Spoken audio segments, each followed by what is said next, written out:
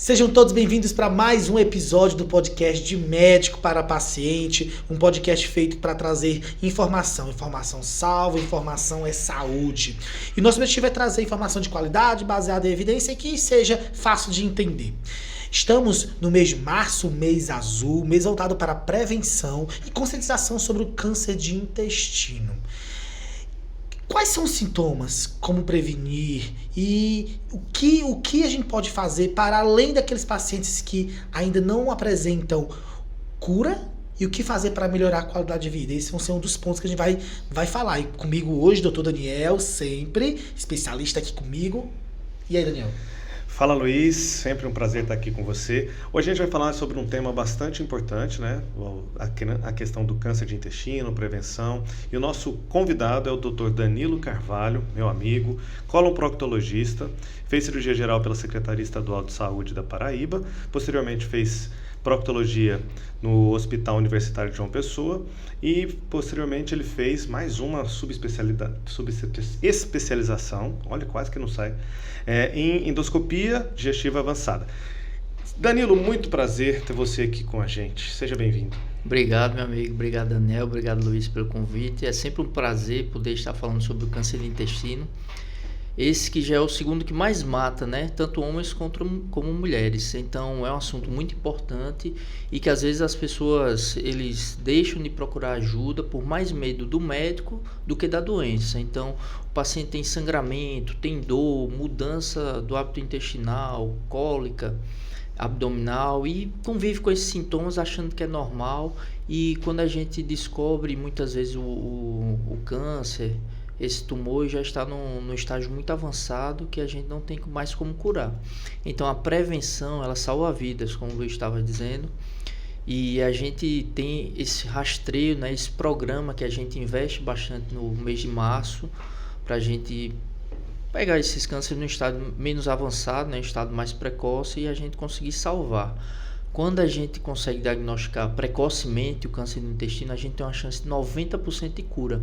E na prevenção, antes mesmo dele virar o câncer, a gente já trata ele. A gente retira os pólipos e previne que o paciente tenha um câncer, né? Então a gente tira esse pólipo e evita que ele se prolongue e se transforme num câncer de intestino.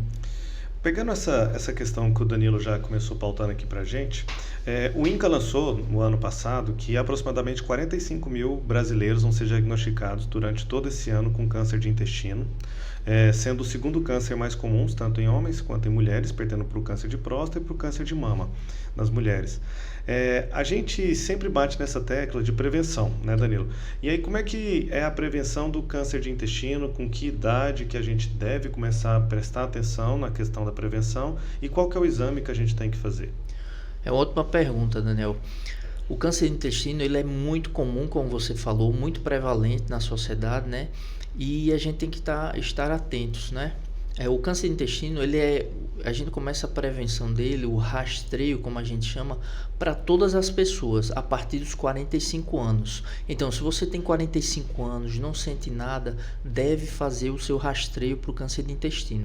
O melhor exame é a colonoscopia, porque a gente pode diagnosticar e prevenir lesões pré-cancerígenas. Porém, se você tem algum parente que tem algum câncer, teve algum câncer, seja ele de intestino, estômago, pâncreas, útero, ovário, tireoide, você tem um risco aumentado também para o câncer de intestino. Então a gente já desce a sua idade para 40 anos para iniciar a prevenção com a colonoscopia. E se o seu parente teve esse câncer numa idade jovem, por exemplo, aos 30 anos, você deve começar seu rastreio 10 anos antes do que a idade que ele teve o câncer. Então, se ele foi diagnosticado aos 30, você deve iniciar o seu rastreio a partir dos 20. E existem outras síndromes um pouco mais raras que se devem iniciar ou na adolescência ou na idade adulta precoce. A gente sabe também que existe um fator genético para aumentar os seus riscos de câncer de intestino, porém a maioria dos casos do câncer de intestino eles são esporádicos, então não tem relação nenhuma com a genética. Mais de 75% dos casos são esporádicos e sem relação com o fator familiar. Então, mesmo que você não tenha ninguém na sua família, deve iniciar a prevenção do câncer a partir dos 45 anos e sem nenhum sinal ou sintoma. E quando a gente está falando, então, que o componente genético ele é pequeno, fatores ambientais, algum estilo de vida, alguma alimentação é um fator de risco para desenvolver o câncer? É muito importante, Luiz. A nossa alimentação, o nosso estilo de vida importa bastante. Então, se você é um paciente, uma pessoa que é sedentária, usa o tabaco, né, o cigarro, você consome bebidas alcoólicas, tem um estilo de vida mais sedentário, você tem um risco maior de ter um câncer de intestino e acelerar esse processo. Mas um fator muito importante também é o consumo de carne vermelha. O Rio Grande do Sul, por exemplo, o câncer de intestino é o primeiro que mais mata as pessoas. Então, se você consome muita carne vermelha... Por quê? Por causa do hábito de consumir muita carne vermelha e fazer ela no churrasco. Então, isso acelera a carcinogênese. Defumada. Exato, carne defumada. Então, isso é bom. Só que o recomendado é a gente comer em torno de meio quilo de carne vermelha por semana. Então, você tem que alternar ou proteína de origem vegetal, frango, peixe, porco. Então, alternar essa ingesta de proteína além da carne vermelha. Porque a gente sabe que isso acelera o risco do câncer de intestino. Existem alguns fatores que previnem, como o consumo de fibras, frutas, verduras, alimentos integrais, alimentos ricos em vitamina B12, folato. Então isso ajuda bastante a prevenir o câncer de intestino e a atividade física. Pegando essa parte do câncer de intestino, o que você pode fazer? Por que a gente entende que mudou muito? Por que o câncer de intestino saiu há 15, 20 anos atrás, que era o quinto, e hoje é o segundo, tanto em homem quanto em mulheres? É o nosso estilo de vida. A gente está muito parecido com os ocidentais, questão dos norte-americanos, com a questão de obesidade, com o consumo de excessivo de carne vermelha, gorduras, ultraprocessados, então salsicha, salame, presuntos. A gente está comendo muito o que não se consumia antes. Então mudou um pouco o nosso estilo de vida, consequentemente as doenças estão mudando. Então a gente tende a ter mais câncer de intestino. Por exemplo, se a gente continuasse fumando igual se fumava na década de 70, o câncer de pulmão ainda estaria entre os principais. À medida que a gente foi diminuindo, tá certo que agora tem o pendrive que o pessoal está fumando, pode ser que volte depois, né? Mas diminuiu bastante o câncer de pulmão porque a nossa sociedade entendeu que fumar não faz bem. E aí o câncer de pulmão houve essa diminuição. Então tudo isso muda quando a gente muda o nosso estilo de vida. Por isso que o Danilo falou é muito importante. O jeito que você vive vai influenciar muito no surgimento do câncer de intestino. Mas o principal, que é o que a gente bate muito na tecla, e a questão do Março Azul é justamente isso, é a prevenção.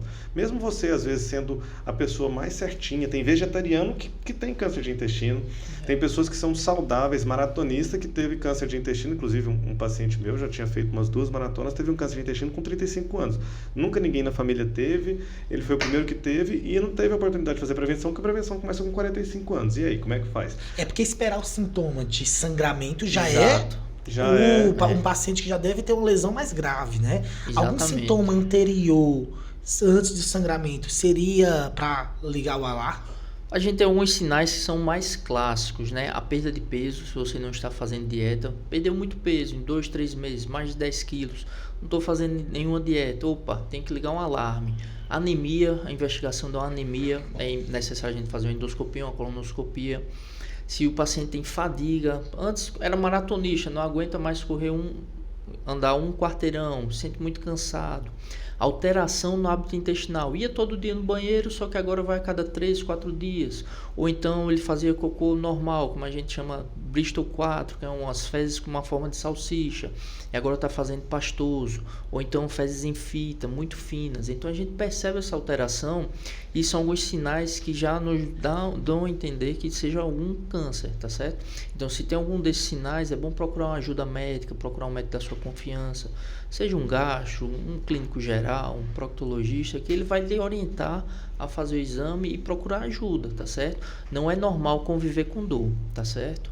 Mas o que acontece também, muitas vezes esse sangramento anal ou nas fezes dos pacientes jovens se confunde com hemorroida, com a doença hemorroidária. Então, que é muito mais comum. Só que a gente não pode esquecer que nem tudo que sangra é hemorroida. Então, mesmo se for um paciente jovem que persiste com sangramento, deve ser investigado. Primeiro com toque retal e depois com a colonoscopia. E a gente, muitas vezes, o que os pacientes têm medo é da questão do diagnóstico. E muitas vezes o que eu vejo é em homens que muitas vezes têm os sintomas, escondem da família e aí não querem, às vezes já está sentindo que tem alguma coisa grave e deixam para ir no médico quando já está na última fase. Teve um paciente que me marcou bastante, que quem trouxe ele foi uma filha, que ela percebeu que o pai estava tendo algo quando ele ficou assistindo televisão à noite. Quando ele levantou, estava todo cheio de sangue no sofá. Aí ela viu, pai, o que está acontecendo e tal. Aí levou, trouxe pra gente avaliar e eu pedi uma colonoscopia para ele. Na colonoscopia estava tudo completamente fechado, não passava aparelho.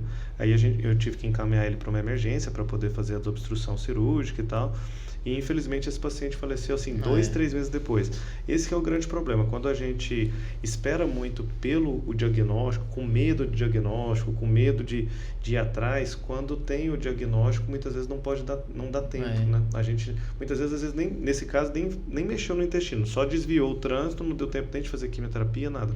Já estava tão avançado que normalmente esses cânceres, quando já começa a sangrar demais, que o paciente tem obstrução, a probabilidade muito grande de já ter metástase, principalmente no fígado, por conta da vascularização, e aí uma vez que o fígado vai sofrendo metástase, ele começa a parar de funcionar, o paciente evolui com cirrose, evolui com falência na questão de coagulação, e aí vai tendo um problema atrás do outro até que não persiste. Então, eu acho que um dos detalhes que a gente tem que focar um pouquinho aqui no nosso podcast é que você tem que fazer o exame de prevenção mesmo se você não estiver sentindo nada. Exatamente. E se você tem um pai, um irmão, um tio que já passou dos 45 anos e não sente nada, tá na hora de você falar, vem cá, vamos fazer. Que o momento ideal de fazer é quando não está fazendo nada. Exatamente. Até porque como é que é a carcinogênese, Danilo, para o pessoal?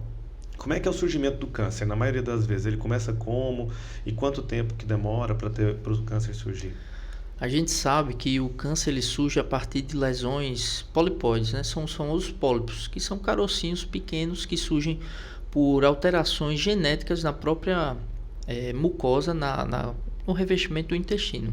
Então, existe uma pequena alteração genética, né? Como são formadas as células do intestino, e aí ele vai crescendo esse pólipo, esse caroço. Então, a gente sabe que ele segue essa sequência na maioria dos casos. Adenoma, carcinoma. Então, é um adenoma, um pólipo, adenoma, uma displasia de baixo grau, displasia de alto grau e o câncer. Só que nesse tempo todo, a gente pode agir quando ele vira o pólipo, uma displasia de baixo grau, uma displasia de alto grau e até um câncer precoce a gente consegue tirar na própria colonoscopia. E a gente sabe que isso varia, até chegar a um câncer avançado, varia em torno de 7 a 10 anos. Então, a gente tem muito tempo para atuar. Então, a gente tem que prevenir, tem que chegar antes que tenha esses sintomas, porque aí a gente consegue fazer esse tratamento diagnóstico ainda quando esse pólipo é uma displasia de baixo grau, a gente retira ele ainda pequeno e evita que ele chegue no estágio do câncer. Então a gente vai beneficiar esse paciente enormemente. Então uma ressecção simples que muitas vezes a gente faz pela própria colonoscopia, o paciente nem vai saber que tem, é a mesma coisa fazer o exame e vai livrar ele do câncer. Então vai livrar de metástase, acometimentos sistêmicos. Então é muito importante fazer a colonoscopia. E o que ainda tem é um tabu muito grande, principalmente em homens, com medo de fazer a colonoscopia, porque é um exame que vem pelo reto. Antigamente os aparelhos eram mais duros, tinham mais dores, a sedação não era tão boa como a gente tem hoje, não era tão seguro. Mas hoje é um exame que você vai fazer o preparo, é um pouco desconfortável realmente. Você vai passar uma noite ou uma manhã indo muito ao banheiro para limpar o intestino, que essa é uma parte essencial para que o exame seja bem feito. É o paciente seguir as orientações do preparo da colonoscopia, porque aí o intestino vai ficar muito limpo e a gente vai conseguir ver lesões pequenas, a partir de 5 milímetros. Se a pessoa não faz um bom preparo, ele vai ficar com o intestino sujo e algumas dessas lesões podem passar batidas por o intestino estar sujo, mesmo a gente lavando na hora. Então o preparo é muito importante, se hidratar bem durante o preparo e depois que faz o preparo, o paciente não vai sentir mais nada, vai dormir o exame todo, não vai sentir dor, nem cólica, nada disso. Então é um exame indolor, você dorme o exame todo, uma sedação profunda, não é anestesia geral. Muitos pacientes têm medo, têm a dúvida que vai ser entubado, vai ser uma anestesia geral, porém é uma sedação profunda paciente vai dormir o exame todo, vai estar acompanhado de um médico anestesiologista que vai cuidar dos parâmetros dele, uma segurança para ele na hora do exame, e o endoscopista ou coloproctologista vai realizar o exame e as biópsias, intervenções cirúrgicas se necessárias. Agora, quando o paciente está é indicado fazer a endoscopia, a colonoscopia, a gente está investigando o câncer de intestino. Estamos falando então, para os pacientes entenderem, a gente tem aqui as tripinhas mais finas, o intestino delgado e o grosso. Quando a gente fala em câncer de intestino, qualquer uma parte desse trato vai até o reto. Pergunto isso por quê? Que, por exemplo, meu avô teve diagnóstico de câncer de reto. Isso é um fator de risco para mim? Sim. Ou para o meu pai? Ou para os dois? Para os dois. É um fator de risco para os dois. Você já deve começar, depende da idade, né, que seu avô teve, o câncer, né? Senão você já deve começar agora, a partir dos 40 anos, tá? A gente divide o câncer em intestino delgado, né? Só que a incidência de câncer no intestino delgado é muito baixa. É em torno de 0,5% a 1% de todos os cânceres. Porém, o câncer de cólon e o reto, já a incidência é bem maior. Só que a gente trata o cólon e o reto alto de uma forma e o reto médio, reto baixo, canal anal de outra forma. Então, no cólon e no reto alto, o principal tratamento é cirúrgico. E no reto médio, reto baixo e canal anal, o principal tratamento é radioquimioterapia primeiro e depois a gente avalia se vai precisar ou não de cirurgia, certo? Então é muito importante a prevenção para toda a sua família. Isso, lembrando que é parente de primeiro grau, no caso da história que o Luiz falou, né? O vô, pai e o Luiz são parte da mesma linhagem, então teoricamente tem que investigar. O que muitas vezes o pessoal vem e às vezes confundem porque, por exemplo, minha tia teve, eu tenho que me preocupar. É importante você ficar de olho, mas geneticamente você tá livre dessa questão. Porque a gente preocupa mais em parente de primeiro grau, né? Mas é importante a sua prima, orientar a sua prima, né? Ver se sua mãe já fez por ser irmã dela, né? Agora, mudando um pouquinho o assunto, Danilo, outra questão que o pessoal fala, que até me perguntaram, é a questão do preparo da colonoscopia. Como é que você trabalha com essa questão do preparo da colonoscopia para os pacientes, para conscientizar eles para fazer o exame? Porque muita gente não quer fazer o exame também por conta da colonoscopia do preparo. Fala, não vou aguentar, vou morrer de desidratado. Como é que você tenta convencer o paciente que o preparo não é tudo isso? Aqui a gente tem uma dinâmica um pouco diferente do ideal. Muitas vezes nas clínicas, quem passa o preparo são as próprias atendentes ou as secretárias, né? Só que essa é uma função do médico, porque o ideal é o médico explicar o seu preparo, lhe orientar, explicar as medicações que você vai tomar, os horários também, e o que é que você pode comer, o que pode ser ingerido, o tipo de alimentos que você pode comer também, porque acaba que o paciente fica com muita dúvida e ele já tira essas dúvidas na própria consulta.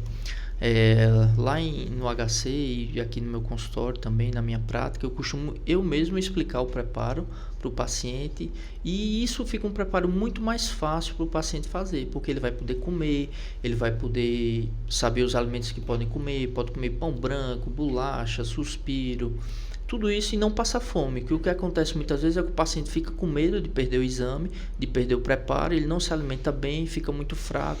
Alguns até passam mal, vão para urgência e fica um preparo muito mais sofrido, né? Se você orienta bem o paciente a tomar Gatorade até 2 horas antes do exame, água, café preto, pode tomar, comer carboidratos simples, ele vai fazer um preparo muito mais tranquilo e não vai sofrer tanto e vai aderir à prevenção, a convencer os familiares a fazer. Então vai ser mais uma arma para combater o câncer de intestino.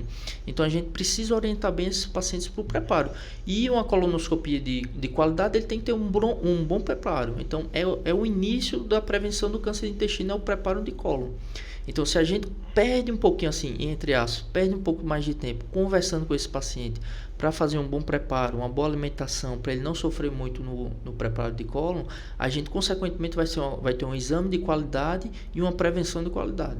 Um ponto importante, beleza. Diagnostiquei adequadamente e agora vou tratar. Diversas são as modalidades para o tratamento: cirurgia, radioterapia, quimio, imunoterapia, né? Exato. A gente viu na mídia, quando se fala em câncer de intestino, se você bota assim no Google, câncer de intestino, aparece Preta Gil, Pelé. Exato.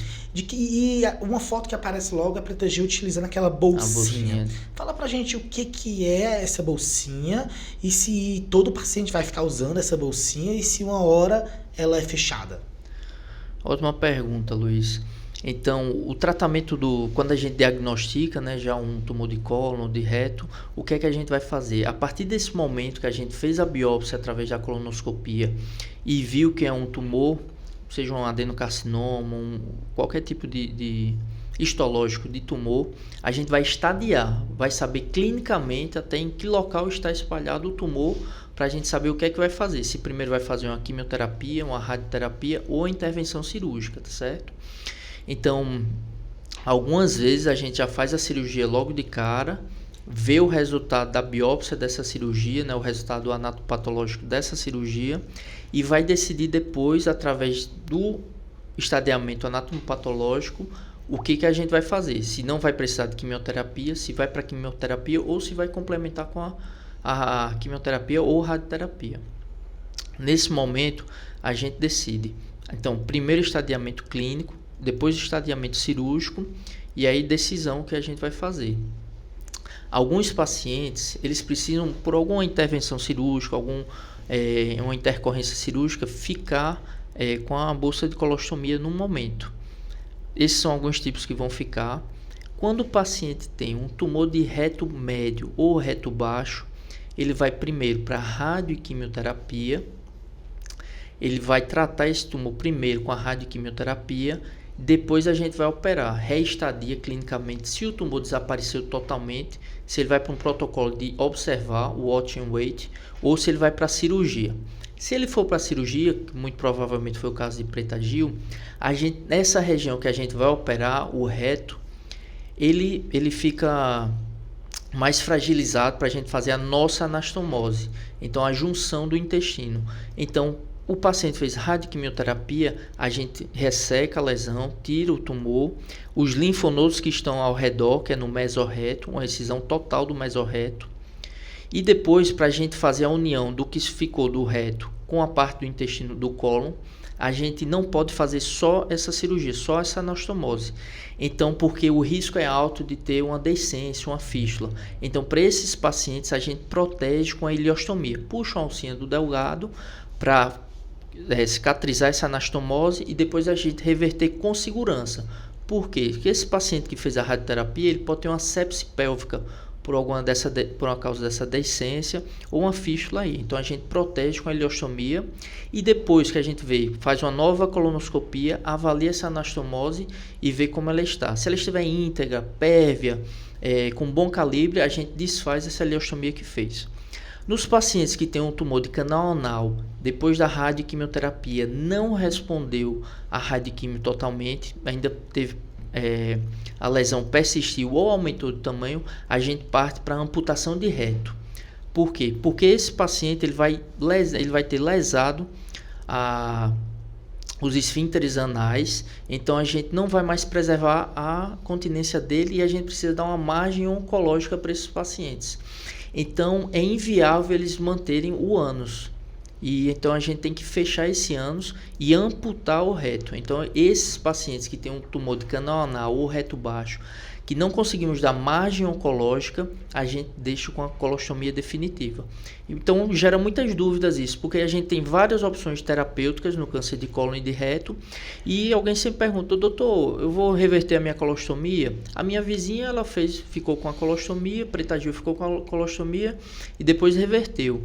E existem outros casos que fica com amputação de reto, a gente fecha a parte pélvica, perianal e fica com a colostomia definitiva. Esses pacientes nunca vão reverter a colostomia.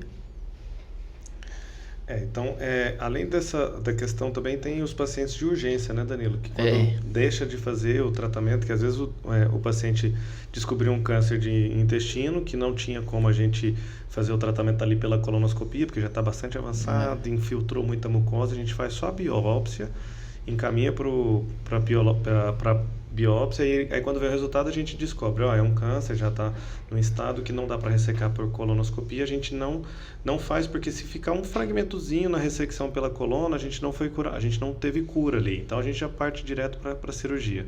Nesse caso aí, se tiver tudo bem, não for na região do reto ali, o Danilo na cirurgia consegue reconstruir o intestino e o paciente não fica com a bolsinha. O que acontece? Na maioria das vezes, o que é o mais comum é o paciente não diagnosticar o câncer de intestino durante uma colonoscopia preventiva. Ele não teve essa oportunidade de fazer toda uma prevenção, fazer uma tomografia de pelve, tomografia abdominal, fazer uma avaliação certinha, ir para a cirurgia todo redondinho, para ter a oportunidade que, se tiver tudo bem, o Danilo conseguir ligar. Esse paciente, às vezes, ele obstrui, chega na emergência vomitando, chega com uma dor abdominal muito forte, às vezes ele está vomitando fezes, às vezes está com uma dor tão forte que o intestino dele rompeu. Se tiver cocô na cavidade, estiver na emergência, nunca vai reconstruir, porque o cocô na barriga não deixa fechar. Então, se você algum dia tiver um câncer de intestino que não for bem tratado, não tiver tudo certinho, nunca vai poder reconstruir. Então, por isso que você tem que entender que a prevenção é o caminho. Você pode, às vezes, não ter que ir para a cirurgia, fazer uma cirurgia endoscópica que a gente consegue resolver ali, se vier com margens livres, é o melhor dos mundos. Como também, se já tiver um estágio mais avançado, faz a biópsia, às vezes vai para uma quimio neoadjuvante, vê o câncer diminuir, ficar quase nada, que durante a cirurgia a gente tenta fazer uma tatuagenzinha na coluna pro cirurgião ver. Aí ele faz, é a melhor coisa que tem, porque a probabilidade de ficar curado depois da cirurgia, nem ter que fazer mais quimioterapia, é possível, é bem possível, né? O que a gente não gosta é quando chega na cirurgia que já está cheio de cocô na barriga. Avançado, né? Aí... Hoje, provavelmente, tive um caso assim, a paciente já idosa começou a notar um abaulamento na parede abdominal supraumbilical, no abdômen. Então ela pensou que fosse uma hérnia. Aí foi fazer os exames para fazer pré-operatório da hérnia, e quando viu era um tumor já avançado de intestino. E no estadiamento, na tomografia, via só que era no cólon transverso e não estava aderido, tinha margem para ressecção. Hoje, isso há uns 2 meses atrás, né?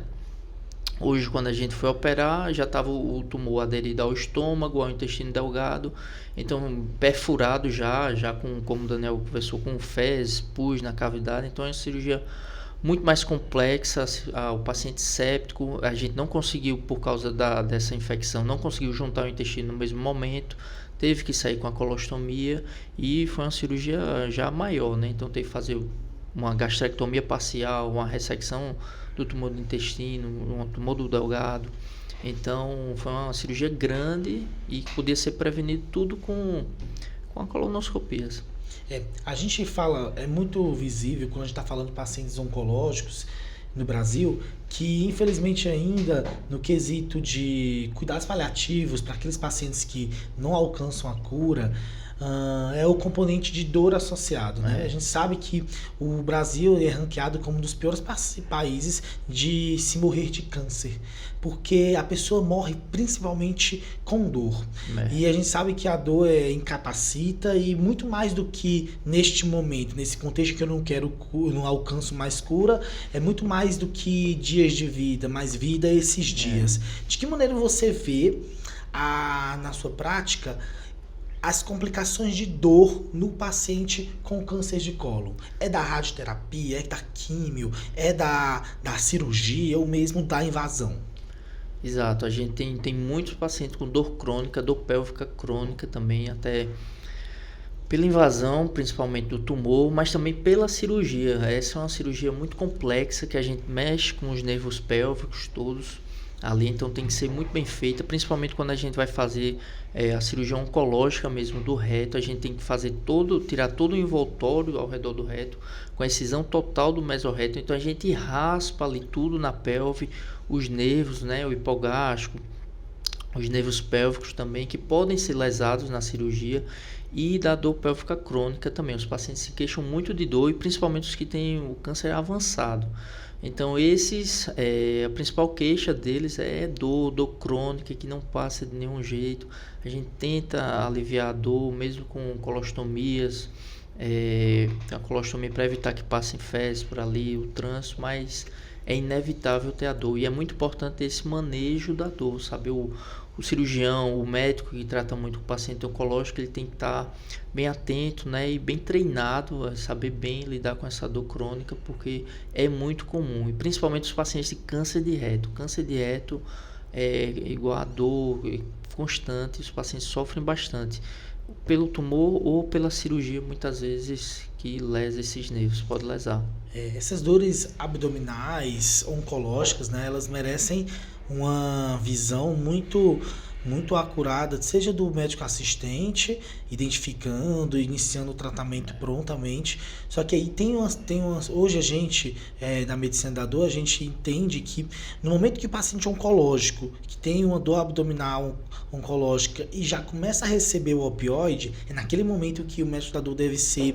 acionado. Sim. Porque a gente pode fazer procedimentos que paralisam a dor durante um bom período, evitar o abuso do opioide, com as complicações, desde constipação, obstrução intestinal, desde sintomas de dependência, até mesmo hoje na medicina da dor, pacientes oncológicos que tenham aí uma expectativa de vida maior que 6 meses e que tem uma dor que a gente chama mais inflamatória, pode ser utilizado bomba de morfina e isso trazer qualidade de vida, né? Uhum. É algo que a gente reforça muito a atenção e o cuidado do nosso paciente nessa visão global, porque a dor oncológica, ela tem uma experiência muito mais intensa, porque não é apenas dor, mas sofrimento, e o que essa dor representa, e geralmente para o paciente pode representar fim de vida.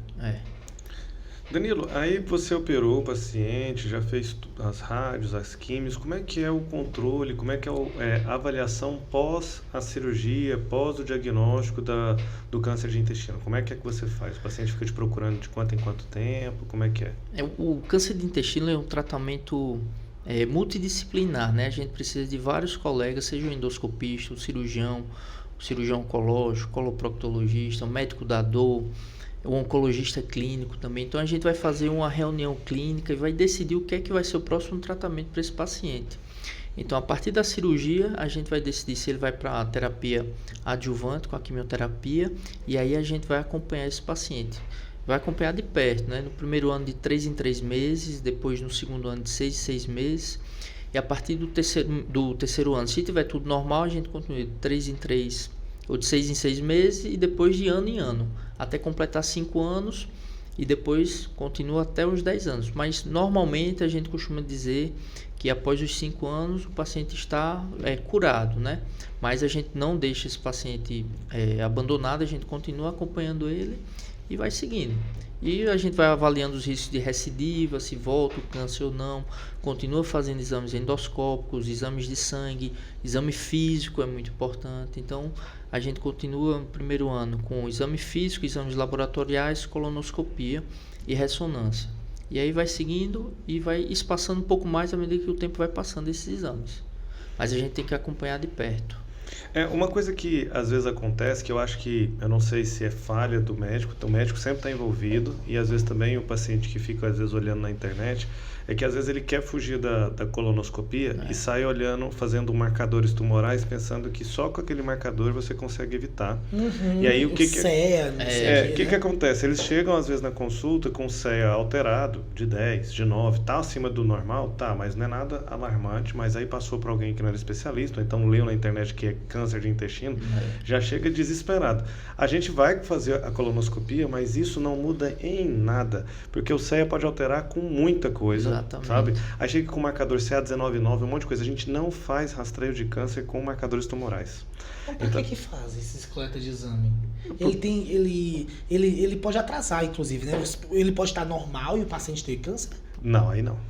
Isso não vai acontecer. Mas ele ter alto vai ser... Você pode ter por tanta coisa, sabe? Por alteração... tabagismo, uma pancreatite... vários etilismo, se você tiver anti-inflamatórios, tudo isso pode alterar uma colite. Então pode muitas coisas aumentarem isso. Então não vale como rastreio, né? Ele é só o acompanhamento. Vai ser importante. Vai ser só um sinal. Ele vai ser só o acompanhamento. Então ele é um sinal de alarme para quando a gente, depois da cirurgia, a gente acompanhar. Se ele aumenta, então vamos procurar. Mas não quer dizer porque aumentou que quer dizer que vai ter a recidiva. Só para isso, né? Então, marcador tumoral, normalmente quem vai pedir é um especialista.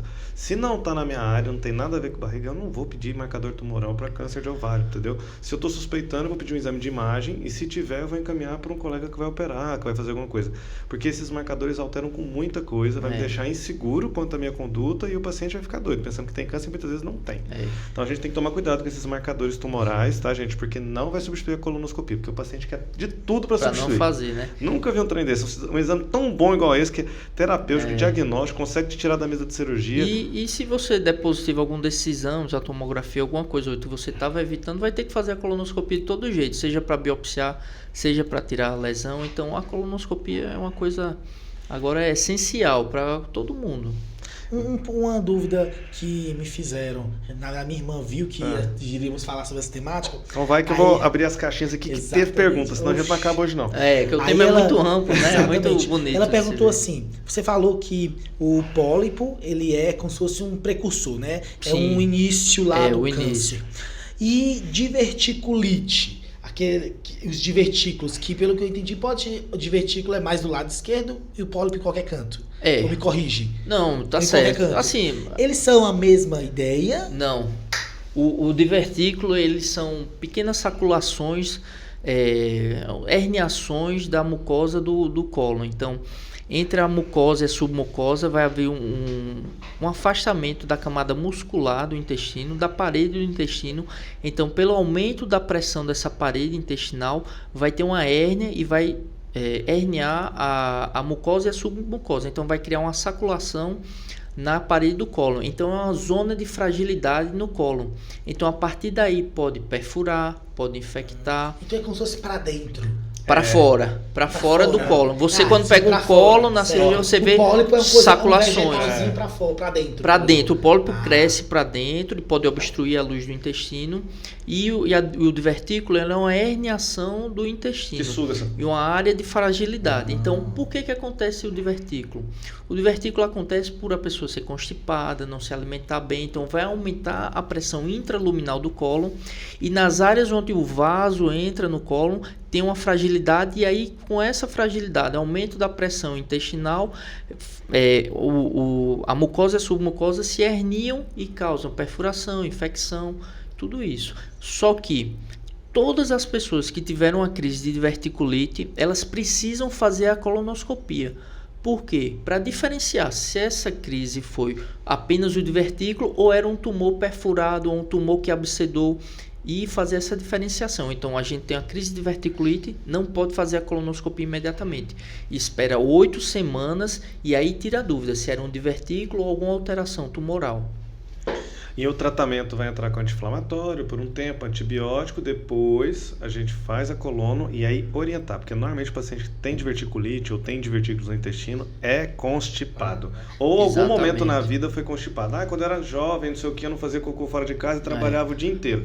Meu amigo, tem paciente que pra gente fazer a colono é a coisa mais difícil. É um labirinto. Difícil. E quem não tem expertise, não sabe fazer direito, perfura justamente no paciente com divertículo.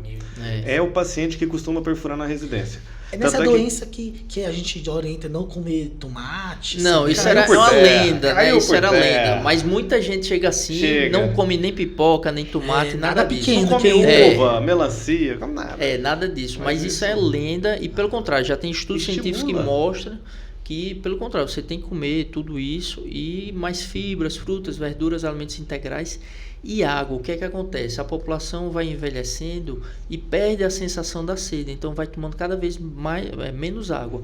Então a gente orienta a tomar em torno de 3 litros de água por dia, andar sempre com a sua garrafinha, que hoje estão na moda. Então andar com a sua garrafinha e medir, mensurar o quanto que toma de água, para as fezes escorregarem pelo intestino, não ficar constipado. Muitas vezes a pessoa vai ao banheiro de 3 em 3 dias, 4 em 4 e ajusta a água e já melhora bastante da constipação. Intolerância à lactose é um fator de risco para ter câncer de intestino? É uma boa pergunta. Não, a intolerância à lactose não é um fator de risco. Porém, a diarreia, muitas pessoas que têm diarreia têm intolerância à lactose. Porém, a gente tem que ficar atento que as pessoas que têm diarreia por doença inflamatória intestinal, eles têm um alto risco para ter câncer de intestino. Se você tem doença de Crohn ou retocolite ulcerativa, você já está no grupo de alto risco para ter câncer de intestino. Se você foi diagnosticado há mais de 8 anos com essas doenças, você tem que fazer uma colonoscopia anual ou de 2 em 2 anos, porque o índice de formação de lesões cancerígenas é bem mais alto, então a gente tem que estar mais atento. E se for uma pessoa que tem, além de retocolite, tem colangite esclerosante, essa tem que fazer anualmente, e é um alto índice de câncer coloretal. E de fígado também. São pacientes que tem que ser acompanhado, são os pacientes que a gente conhece pelo nome. Pelo nome, a história, tudo, a gente fica sabendo de tudo. Porque vive no nosso consultório, a gente entende, muitas vezes tem o telefone da clínica, às vezes são pacientes que já internaram tantas vezes, às vezes o Danilo já teve que operar 1, 2, 3 vezes. Então a gente fica bem, são pacientes que a gente sabe pelo nome. Até porque a medicação que eles têm que fazer, vira e mexe, tem que ir lá no consultório, a gente preencher. Vai muitas vezes, a gente conhece difícil, bastante. alto custo. São pacientes que a gente conhece. Vamos começar aqui as perguntas. Tá? A primeira é a Giselane, ela pergunta assim, como diferenciar hemorroidas de câncer retal? Essa é uma ótima pergunta, né? Tem a famosa frase da doutora Angelita Gama, né? Que ela diz, nem tudo que sangra é hemorroida. Se você está tendo sangramento anal, sangramento nas fezes, procure o seu médico de confiança, ou médico do posto, se você tiver acesso, um coloproctologista, um gastroenterologista, que ele vai lhe avaliar, vai fazer o toque retal para diferenciar, é muito importante o exame físico, o toque retal, ele é essencial, o exame físico, para a gente estadiar a lesão. Se for um câncer, a gente vai ver se ela é uma lesão móvel, se é uma lesão endurecida, se é aderida aos planos profundos. Eu vejo muita gente não quer fazer o toque retal, o paciente não vem preparado para fazer. Você não precisa de nenhum preparo assim, fazer uma lavagem, nada disso. Você só precisa fazer o toque retal, só deitar lá e ser feito o exame físico. Mas muitos pacientes vêm com medo, acham que o toque retal que fez com o urologista é o mesmo. O toque retal do urologista, ele avalia a próstata. Nós, no toque retal do coloprocto, do gastro, do endoscopista, a gente vai avaliar as paredes do reto baixo, reto médio e os esfínteres anais. Então, é um toque diferente do toque do urologista. Mas tem paciente, eu já escutei paciente dizendo assim, não, doutor, mas eu tenho que ir, quando for fazer o toque, tenho que ir preparado, porque vai que quando faz o toque, despeja tudo. Não tem esse problema. Tem uma coisa que a gente está acostumado, é tomar banho de merda, sujar a roupa, pelo amor de Deus. O pessoal pensa que a gente não tem nojinho, não tem nada, tudo faz parte da profissão. Fez o toque, sujou o dedo. Meu amigo, a gente tá colocando o dedo num local que era para estar cheio de fezes, não precisa ficar preocupado com isso, sabe? Exato. Então, às vezes a gente vê que as mulheres deixam de ir por estar menstruada nesses dias, não precisa nada disso. Pode ir menstruada, pode ir de qualquer jeito. O importante é ir e não deixar crescer. Lembrando o caso de Preta Gil, né? Ela disse que passou 6 meses tendo sangramentos ao evacuar. Então, você não pode esperar nesse ponto, né? E ela é uma pessoa esclarecida, que tem acesso aos melhores médicos. Melhores tratamentos e hospitais. Exato. Então, isso é uma coisa que a gente não pode aceitar. Então, se ela tivesse ido mais cedo, nos primeiros sinais, os sintomas, e ela disse que era muito constipada, mudou a alteração das fezes, ela ia antigamente a cada 3 dias e passava até 10 dias sem ir ao banheiro. Então, mudou, ela já era um pouco constipada e ficou muito mais. E o sangramento, ela demorou muito, por isso que ela está fazendo essa campanha muito bonita, né, conscientizando a população, mostrando as fotos com a bolsinha, tudo isso. Então é muito importante não deixar passar os sintomas, não ter medo de ir ao médico. Se você conseguir ir no médico do seu posto de saúde, vá, que ele está treinado, pelo menos a lhe orientar, fazer um exame físico inicial e encaminhar para um especialista. Aí a segunda, da Gisele, ela fala, fezes amolecidas e dores abdominais podem ser sinais de câncer de intestino? Pode ser um sinal sim, dor abdominal incólica associada à alteração do padrão o padrão das fezes, pode ser sim. O ideal é a gente fazer a colonoscopia e investigar e tirar a dúvida. Pode ser só intolerância à lactose também. Também pode ser. Ai, meu Deus. Só que a gente não pode Pode ser intolerância ao glúten, pode ser sensibilidade ao glúten, pode ser doença celíaca, pode ser muita coisa. Por isso que o exame físico, ir pro médico, não ficar no conversar. O que é que acontece? Essas diarreias, tudo isso é um quebra-cabeça, que a gente vai pegando uma peça em cada lugar e vai juntando para montar esse quebra-cabeça e descobrir qual é a doença que tem. Então, a investigação de diarreia é uma investigação muito difícil, você precisa de exames laboratoriais, exames endoscópicos, tempo, é uma consulta longa, você vai perguntar o que é que o paciente investigatório. A gente pede para ele fazer um diário alimentar para saber o que é que ele sente pior. Existe muito hoje em dia a intolerância aos carboidratos complexos, que dá muita distensão abdominal, os food maps. Então, muita gente no consultório é uma queixa comum disso. Você come feijão, fica distendido, aquela dor cólica, agonia. Então, isso é muito comum. Grão de bico, quando come coisa diferente, repolho, alguma coisa assim, distende demais. Exato, come, então você já isso é ficar muito de olho. comum. Outra coisa comum é gente que chupa muito chiclete, masca chiclete. Então tem intolerância ao açúcar, ao xilitol. Então dá distensão, a mesma coisa também, como uma intolerância à lactose. Outro dia eu peguei uma menina, estudante até de medicina, que tinha muita dor abdominal, gases, distensão, e a gente descobriu que era o sorbitol do adoçante do chiclete que ela comia. Nossa. Que coisa. O outro é o Paulo Cavalcante. Como amenizar o desconforto no preparo para a colonoscopia? Então, o preparo de a colonoscopia evoluiu muito ao longo dos anos. Né? Antigamente era feito com manitol, você tomava muito, um alto volume. Nos Estados Unidos ainda eles tomam com o PEG, né? Que é um volume em torno de 6 litros que tem que tomar, porque lá eles têm um medo maior que existia antigamente, uma explosão do colo quando se fazia alguns procedimentos endoscópicos cirúrgicos. Então, por causa dos carboidratos do manitol, existe o risco de perfurar mesmo o colo. Alguns casos existiram. Então, lá nos Estados Unidos e Europa, eles não usam manitol, eles usam o PEG, que é um alto volume, mas dificulta bastante o paciente tomar. Aqui no Brasil com PEG não fica não consegue fazer, a gente não tem a experiência. Então, tomar 6 litros de uma solução, muito ruim. Para tomar 500 ml de manitol, os pacientes já não tomam. Eu tive um amigo que foi... Aqui é manitol. Manitol, eu lactulose, gosto do picosulfato, o Picoprep, que é o melhor que tem, mas o problema é que algumas farmácias não tem, mas quando você coloca no valor, ele às vezes é até mais barato, só que o paciente não encontra. Aqui em Campinas eu já vi onde tem uma ou duas farmácias, eu encaminho para lá. Não tem gosto de nada, o paciente fica parecendo que está tomando água, tanto é que eles adoram esse preparo. Mas o mais comum, que mais tem nas clínicas, é o manitol, que também é muito bom. Você coloca num suco, em alguma coisa. Muito doce, mas coloca num suco de limão sem colocar açúcar, que vai ser um suco como se alguém tivesse feito errando a mão no açúcar. Dá para tomar.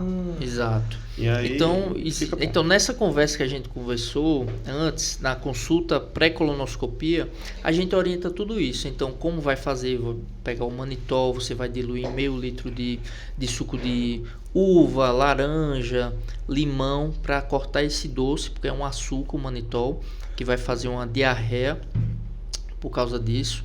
Uma diarreia osmolar, vai jogar água no intestino e assim ele vai limpar por causa desse açúcar que vai ficar lá no intestino. Então, existem algumas coisas que melhoram esse preparo. Se você tomar o preparo com um canudo, há estudos que mostram que fica mais fácil tomar esse preparo. Se você coloca uma pastilha, uma house, do sabor que você mais gosta, dentro dessa solução, fica mais fácil.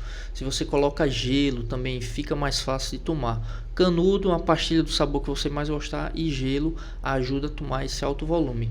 Outra dica importante, toda vez que você estiver indo ao banheiro, tomar um soro de reidratação oral, um copo cheio, para não desidratar tanto. E limpar mais ainda. E limpar mais. Então, muitas vezes a gente vê que o paciente também tem dificuldade porque ele não tomou muito líquido quando está se preparando, então desidrata muito. Então, isso dificulta a colonoscopia também. Então, toda vez que for ao banheiro, tomar um copão cheio, ou de Gatorade, água de coco, ou soro de reidratação, soro caseiro. Aí a outra é da Dulce, ela fala que fez colono de 2021 a 2023, todas com pólipos benignos. Preciso ficar fazendo anualmente? Vai depender, isso daí vai depender do acompanhamento com o seu médico, tá certo? Ele vai ver algumas características desse pólipo que você tirou. Se foi um pólipo maior de 1 centímetro, se tinha uma displasia de alto ou baixo grau, até que camada invadia esse pólipo. Então são algumas coisas que a gente tem que avaliar e ver de quanto em quanto tempo a gente vai refazer essa coluna. Pode ser anualmente, 3 em 3 anos, 5 em 5 anos, vai depender do tamanho, tipo histológico do pólipo e a localização, o que veio nessas características histopatológicas dele. É isso aí. O restante das perguntas a gente já respondeu aqui durante a nossa conversa. E tem muita pergunta de endoscopia também, que não tem nada a ver com o nosso, que depois eu vou responder. Todo mundo, pode ficar calmo que eu respondo no Instagram. Luiz, você tem alguma coisa para... Não, a minha caixinha também foi respondida, show de bola. Legal, Danilo, a gente deixa agora esse espaço final para você deixar suas considerações finais. Fique à vontade. Agradecer mais uma vez, né, pelo convite. É sempre muito prazeroso, né, estar conversando sobre o câncer de intestino, que é a principal área de atuação, né, que eu faço. E que a gente tentar diminuir a incidência do câncer, né, a gente prevenir, começar a fazer essas cirurgias endoscópicas, o paciente ter acesso. Então nós temos aqui 2 ambulatórios na Paraíba só de pacientes com câncer de intestino. Se você foi diagnosticado com câncer de intestino, tem um ambulatório no Hospital São Vicente de Paulo, em João Pessoa, que lá você pode ir qualquer dia da semana, que vai passar pela triagem oncológica e vai ser direcionado a um ambulatório só de câncer de intestino. E aqui em Campina Grande, no Hospital Help, também nós estamos com um ambulatório só de câncer de intestino. Se foi diagnosticado também com câncer de intestino, pode procurar o hospital, que vai ser encaminhado para um ambulatório de câncer de intestino. E a gente vai dar todo o tratamento, apoio, exames e a cirurgia, tudo pelo SUS. Show de bola. Então, ó, não esquece de seguir a gente nas nossas redes sociais, @drluissevero.neurocirurgia, @Dr. Daniel Martins com 2 S's. E o danilocarvalho.coloprocto. Show de bola. Não esquece de seguir a gente no nosso Instagram do podcast, @podcast de médico para paciente. Não, @de médico para paciente podcast. Né? Estamos também no YouTube, o mesmo nome, de médico para paciente. Estamos no TikTok, também com o mesmo nome. E claro, no Spotify, não esquece de curtir, compartilhar esse conteúdo para quem você quiser, para todo mundo, porque informação salva. Forte abraço. Um abraço.